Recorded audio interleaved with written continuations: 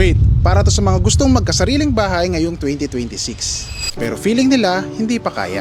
If sumasahod ka ng 43,000 pesos per month or combined income ng mag-asawa, listen, this might surprise you.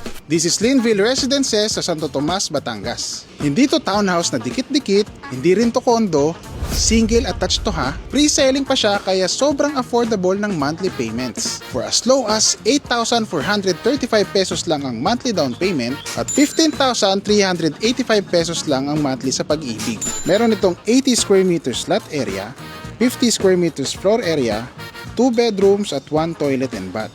And the best part, complete type na to, meaning may tiles, ceiling, partitions, at may parking space na kasya ang SUV o pickup na sasakyan. Tapat lang siya ng Lihim Cafe, 10 minutes away sa Padre Pio, at 13 minutes away sa Star Tollway.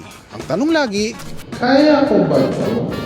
Yes, kung pasok ka sa income, pwede kang ma-approve sa Pag-ibig financing. May hidden charges ba?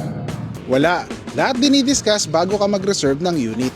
Magtagal ba bago makalipat? Reselling siya, pero secured ka na sa mababang presyo.